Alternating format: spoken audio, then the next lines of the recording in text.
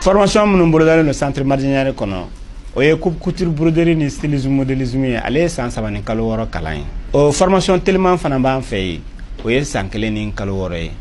maquillage musorosiri coiffure o fana kalan mi centre Mardianière kɔnɔ o ye san 2 de ani kalo 6 o fana formation tellement be san 1 ani kalo 6 tatouage farafin jabi endu jabi o fana kalan bi centre Mardianière kɔnɔ no bana amina i former façon business la donc o kalo 6 à ce moment i ka diplôme sɔrɔ i bɛ se ka baara kɛ diɲɛ fan bɛɛ o kɔfɛ internat bi centre Mardianière la i bɛ se k'i den bila ka na Mardianière kɔnɔ siyɔrɔ ni dumuni a b'o bɛɛ lajɛlen sɔrɔ ni k'a ka baara kɛ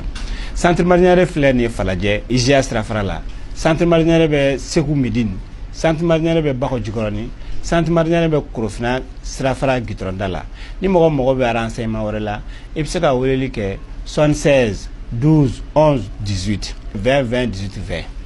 ou bien i bɛ weleli kɛ 76 22 01 04. Avril kalo kile mugan ba fila ani mugan ni duuru san an b'a ladɔnniya k'a fɔ k'aw bɛ Mifa production ani Ondu Tele u ka jɛfiliso kan aw ni yan tuma aw bisimila. Ni kalo in tile 11 ka taa se a 13 ma lajɛ dɔw kun kɛra Turki jamana kɔnɔna la ni a bɛ fɔ o ma ko forum diplomatique d'Antalya min yɛrɛ senfɛ an ka jamana ni jamana wɛrɛ cɛ ko ɲɛnabɔbaga minisiri a ye ɲɛfɔli kɛ fɛɛrɛ minnu bolo dalen don u bolo lakana sabatili la Mali kɔnɔna la ka fara o kan AES ko kan ko minisiri olu yɛrɛ ye ɲɛfɔli kɛ u ka fɛɛrɛ bolo dalen kan AES lahalaya o yɛrɛ bɛ cogoya min na fɛɛrɛ minnu bolo dalen don u bolo lakana ko la ani ka fara o kan mɔgɔ kan ka tɛmɛ sira minnu fɛ yaasa i bɛ se ka don AES kolo kɔnɔ cogoya min na ni o ye a condition d'adhésion ye ɲɛfɔli kɛra o kan ani AES o ni CEDEAO ka coopération damagara o kuma in fana kan forum in yɛrɛ kɔnɔna na jamana minnu ko kan ko minisiriw ni olu kun bɛ a kɛnɛ kan olu ye lajɛ dɔ kɛ ni ka kuma fɛn caman kan o jamana kofɔlenw cɛ la Turki ta a kun bɛ jamana min yɛrɛ kan o ko kan ko minisiri ka fara Sudan ta Venezuela ani Nations Unies u ka o représentant o fana kun bɛ a kɛnɛ kan. Mali sɛnɛ minisiri ye a ladɔnniya k'a fɔ k'an ka jamana sen yira lajɛ dɔ la Senegal jamana kɔnɔ avril kalo tile 7 ka taa se a 9 ma ni a bɛ fɔ o ma ko forum de haut niveau Dakar plus 10 min yɛrɛ kun ɲɛsinnen don u kun ye lajɛ mun kɛ 2013 san kɔnɔna na ni a kun ye ko déclaration de Dakar de 2013 sur l'irrigation ka hakili jagabɔ kɛ o koɲaw kan min yɛrɛ bɛ se ka to u ka fɛɛrɛw boloda yaasa sɛnɛ baaraw olu bɛ yiriwa cogoya min na ani fana da dumuni fɛn minnu bɛ bɔ jamana wɛrɛw kɔnɔ ni kana Sahel jamanaw kɔnɔ ka caman bɔ o la da dumuni fɛn ninnu yɛrɛ ka bɔ Sahel jamanaw kɔnɔ u ka lajɛ in baara kun ɲɛsinnen kun don o ma. Canada ka cakɛda min bɛ Mali kɔnɔna la kɛrɛnkɛrɛnnenya la ni o ye Bamako ye n'a ɲɛsinnen don sanu bɔ ma ni a bɛ fɔ o ma ko Baricot o datugura an ka jamana kɔnɔ ka sababuya kɛ k'u ma se ka u ka impôt sɔngɔ ko ka o sara. Avril kalo tile 14 tɛmɛnen n'o kun bɛnna tɛnɛma nɛgɛ ɲɛ 22 o waati kɔnɔ sufɛla fɛ ka dugu jɛ tarata la Kucala mara kɔnɔna la yirala k'a fɔ ko ka cakɛdaba min ni o ɲɛsinnen don kɔriko ma n'o ye CMDT ko tasuma donna o la ɲinini kun fɔlɔ la ladɔnniyara k'a fɔ ko a sababu ko o bɔra kaba pɛrɛn o la nka hali bi ɲinini baaraw o bɛ sen na wa ladɔnniyara k'a fɔ ko ni tasuma ka kasara in k'a kɛra sababu ye ni ka kɔri siri ba 4 jate ko ka o de tiɲɛ hakili jiginna tasuma donna ni yɔrɔ kofɔlen na tuguni marisi kalo tile 8 tɛmɛnen ka dugu jɛ a 9 la min yɛrɛ senfɛ a ladɔnniyara k'a fɔ ko kɔri siri ba 126 ko o de tiɲɛna tasuma fɛ sifɛ wari la o bɛ bɛn $250 de ma.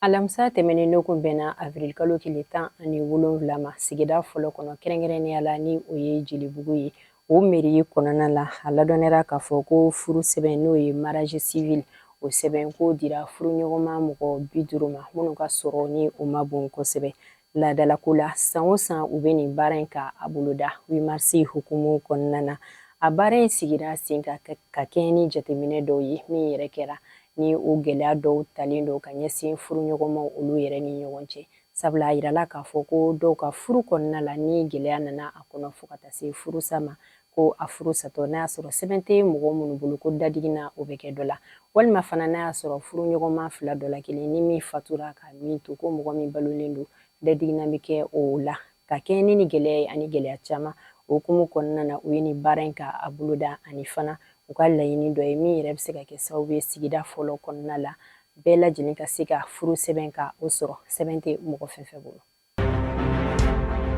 I n'a fɔ caman b'a dɔn cogoya min na Mali kɔnɔna na ɲinɛ 2025 san o kɛra san kɛrɛnkɛrɛnnen ni ka ɲɛsin seko ni dɔnko baara ma an ka jamana kɔnɔ min yɛrɛ bilala sen kan Mali furancɛla fanga ɲɛmɔgɔ fɛ Général d'armée Assimi Goïta hukumu kɔnɔna na hakilina dɔ sigira sen kan ni o ye incubateur de talent Mali kura min yɛrɛ laɲini ye ka se ka baara kalan k'o kɛ an ka jamana sinfilakaw kunna minnu ka baara ɲɛsinnen don seko ni dɔnko o baara ma u ka dɔntaw ka olu yira ani u sen ka se ka don projet baara ninnu caman na min yɛrɛ bɛ kuma projet culture Mali 2025 o la o hukumu kɔnɔna na an ka jamana sinfilaka mɔgɔ 25 minnu bɛ seko ni dɔnko baara suguya caman na kalo 4 kɔnɔna na kalan bɛna kɛ olu kunna o kalo 4 tɛmɛlen kɔfɛ ni mɔgɔ min ka baara kɛta ni o ɲɛna o ka projet musakaw o bɛna ta ba la. Jamana saba n'o ye Mali, Burkina Faso ka fara Côte d'Ivoire kan olu farala ɲɔgɔn kan 2004 san seko ni dɔnko hukumu kɔnɔna na ni ka kɛnɛba dɔ sigi sen kan n'a bɛ fɔ o ma ko Festival International Triangle du Balani min yɛrɛ sen fɛ yaasa min bɛ se ka kɛ sababu ye ka balani ko o nafa yira a jɔyɔrɔ seko ni dɔnko hukumu kɔnɔna na k'o fana yira mɔgɔw la cogoya min na kɛrɛnkɛrɛnnenya la Sahel jamanaw kɔnɔ a tako 9nan kan k'a daminɛ octobre kalo in nata la a bɛna kɛ Sikaso mara kɔnɔna la ɲinɛ kumasen bɛ fɛn min kan o de ye yɛlɛma sinsin bere ka adamadenya ko sabati Sahel jamanaw kɔnɔ. An bɛ taa Burkina Faso tarata tɛmɛnen na u ka jamana kɔkanko minisiri ni o ye karamɔgɔ Jean-Marie Traoré ale ye dantigɛli dɔw kɛ ka kɛɲɛ ni Africom o ɲɛmɔgɔ général américain Michael Langley avril kalo tile 3 tɛmɛnen na ale kun ye dantigɛli dɔw kɛ ni o kɛra u ka audition dɔ senfɛ n'o kɛra commission sénatoriale des forces armées mɔgɔw olu ɲɛma États-Unis jamana kɔnɔ a ka o kumakan ninnu na a y'a ladɔnniya k'a fɔ ko dugujukɔrɔ fɛn minnu bɛ Burkina Faso jamana kɔnɔna la ani ko sini jamana ye fɛn minnu ta ka di u ma k'u ka jamana kɔnɔdenw tɛ ka o nafa ko ka o si sɔrɔ k'a nafa bɛɛ lajɛlen bɛ ka taa lakana baarakɛlaw olu yɛrɛ ka koɲɛ la o hukumu kɔnɔna na ka kɛ ni nin kuma fɔten ye Burkina Faso kɔkanko minisiri a ye jaabili kɛ nin koɲɛ la min yɛrɛ senfɛ a ye ɲɛfɔli kɛ fana kabini Burkina marabagaw olu nana ni o ye capitaine Ibrahim Traoré ale ni a jɛɲɔgɔn baara minnu kɛra u fɛ ani baara minnu bolo dalen don u bolo a ye ɲɛfɔli kɛ olu dɔw kan n'olu dɔw bɛ tali kɛ sira dilanni ko kalanso kɛnɛyasow dilanni ani ka fara sɛnɛkɛminɛw olu fana minnu sanna a da sera o ma wa y'a ladɔnniya k'a fɔ fana ko dugujukɔrɔ fɛn minnu bɛ u bolo ko nafa minnu sɔrɔla o la ko o bɛɛ lajɛlen musaka ko bɛ ka taa u ka jamana u ka waganɛ kɔnɔna la ko baara ninnu a bɛ ka kɛ tilennenya ani jɛlenya kɔnɔ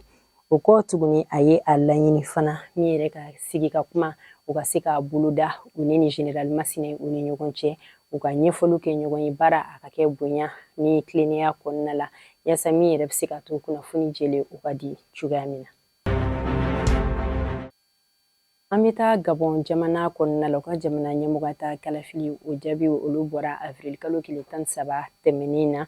min yɛrɛ kɔnɔna la mɔgɔ minnu kun tɔgɔ sɛbɛnnen don kalafili sɛbɛn kɔnɔna la o kun ye mɔgɔ 920 ani mɔgɔ 200 ye ni o cɛla mɔgɔ 28 kɔ olu